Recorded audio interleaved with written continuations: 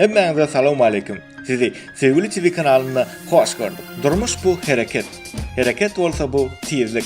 Durmuşda bir zatlara yetişmek üçin bolsa elbette tezlikli hareket gerek. Adamlar hareketin her türlü yollarını oylap tapdylar. Bizim sivilizasiyamyzyň ösmegi bilen bolsa bu hareket maşinlarynyň sany ýene de baýady.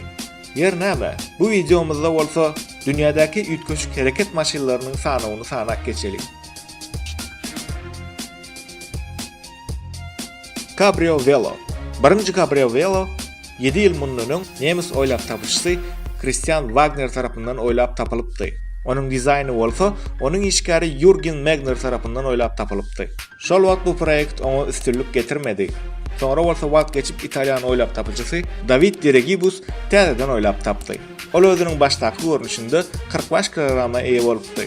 Soňky kämilleşdirilen görnüşi hem bolsa mundan ýeňil bolmasa gerek. Opsional motor 250 wattlyk onuň öňkü tigirçeklerinde ýerleşdirilendir. Ol güýji 36 voltlyk batareýadan alýar.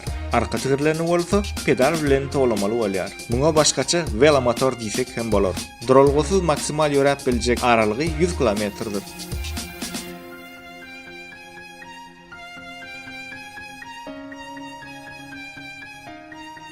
Laguna. Amerikan kompaniýasy Vanderhall 3 tugurly awtomobili oylap tapdy. Bu ulogy 200 at güýjüne deň bolan motor herekete getirýär. Munyň tezligi bolsa 4,5 sekundda sagatda 100 km çelli ýetýär. Speedometrdaky iň belem tezlik bolsa 220 km deňdir. Ulogyň esasy bölegi alümindan ýasalandyr. Muňa goşmaça bedek hökmünde bolsa kaziroklar dakalandyr. Ulogyň öňünde 19 düýmlük tekerler ýerleşdirilendir. Ulogyň ýyzynda bolsa 20 düýmlük tekerler ýerleşdirilen.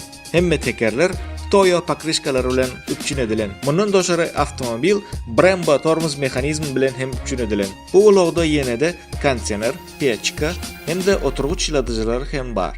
Ulogyň içinde bolsa 600 wattly audio sistema bardyr. Goşmaça Bluetooth bilen.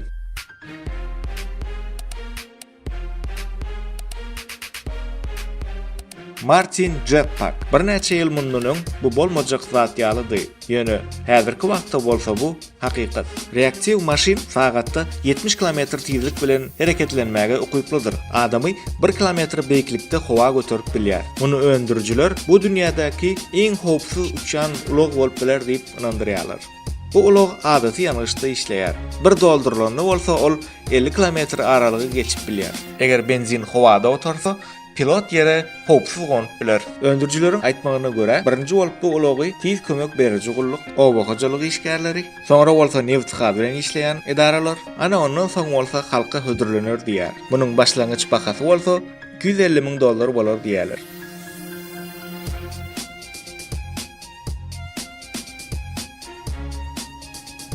Polaris Slingshot. Mototsikl kwadrotsiklary öndürýän Amerikan Polaris kompaniýasy 3 tugurda ýöreýän ulog hödürlediler. Onuň ady Slingshot. Bu ulog 2 adama niýetlenen bolup, bu hem adaty ýangyşda hereketlenýär. Ulogyň agramy 782 kilograma deňdir. Ulog 172 at güýjüne deň bolan GM Ecotec motory bilen hereketlenýär. Karobkasy mehanika bolup, 5 derejeli tezligi bar. Dinamik hereketleri habar berilmeýär. Ulogyň kuzufy polimer materiallardan ýasalandyr. Oturuşlar bolsa ýokary hilli matalardan dikilendir. Ulogyň içinde 4 ýumluk multimedia ekrany hem bardyr. Ol öz içine arka kamerasyny, Bluetooth, USB gurulmasyny hem alýar.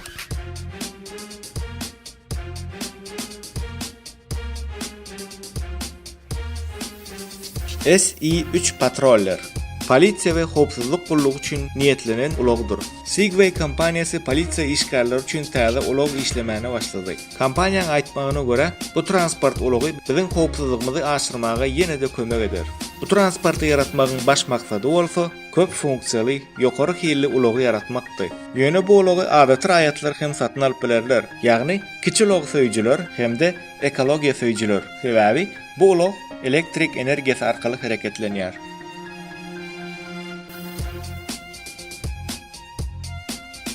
Joystick Bike.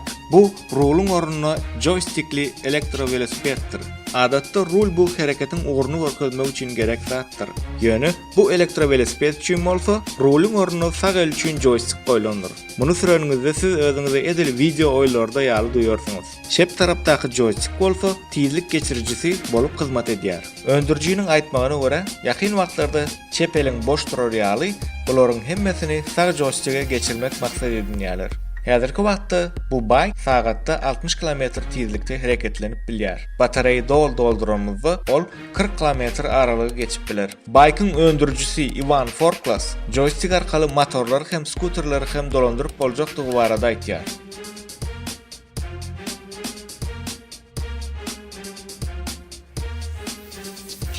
MT-136 Ikinji jahan uruşundaky tanky atlatgan bu gurulma ören universal transporty bolup hyzmat edýär.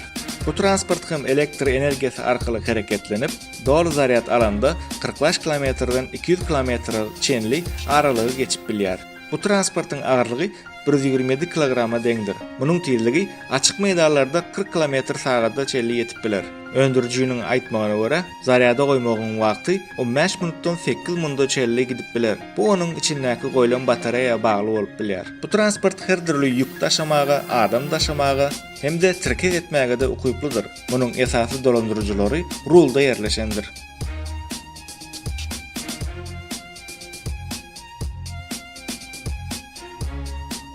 Hafen City River Bus Germaniýada birinji suw awtobusy hereket edip başlady we uly meşhurlyga eýe bol. Adaty bolmadyk awtobus Elbe deňizinde Hamburgda hereket edýär. Awtobus turistik hyzmatlar üçin hereket edýär. Awtobus yerli MAN kompaniýasy tarapyndan oýlanyp tapylypdyr. Onuň kuzowy bolsa ýörüte Wengriýada ýasalan. Awtobusyň uzunlygy 10 metre ýetip 40 ýolagçy daşap bilýär. Awtobusyň eýesiniň aýtmagyna görä, beýle awtobusy yaratmak üçin oňa 4 ýyl sarp edilipdir.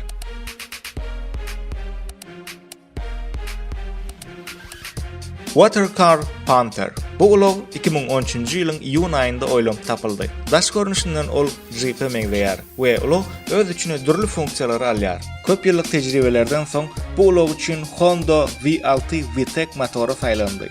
Motoryň güýji bolsa 250 at güýjüne deň. Yerden suwa geçende bolsa 15 sekundyň içinde onuň oňky tigirleri galyp suwda ýöremek üçin maslaşýar. Bu ulogyň suwdaky tezligi 70 km/sagada deň. Uğur yerde bolsa 120 km/sagada çelli ýetip bilýär. Bu ulogyň bahasy bolsa $135.000 deňdir. EV4 Gibro Velodrive 3 türlü dizayn bu baýka dron ýerinde aýlanmaga mümkinçilik berýär. Bu şaharyň dar köçeler üçin ören amatlydyr. Muňa 36 voltly akkumulýator ýerleşlendir. Akkumulýator dol zaryatlananda 80 km aralygy geçip bilýär. Maksimal tezligi bolsa 25 km/sagada ýetip bilýär. Dol zaryat wagty bolsa 4 sagada öz üçin alyp bilýär. Bu baýkyň agramy bolsa 35 kg-a deňdir. Bahasy bolsa $2200 ýetýär. Dostlar, size haýsy hereket transporty ýarady? Muny tesirlerde belläň. Size ýetirmekçi bolan maglumatlamarçylardan ibaret videomy size ýaram bolsa elbetde like basyň, kanalymyza agza bolun we jaňjaga düwmesine basmagy hem unutmaň. Videony dostlaryňyz bilen paýlaşyň. Indiki videolarymyzda görüşýänçä, hoş, sag bolun.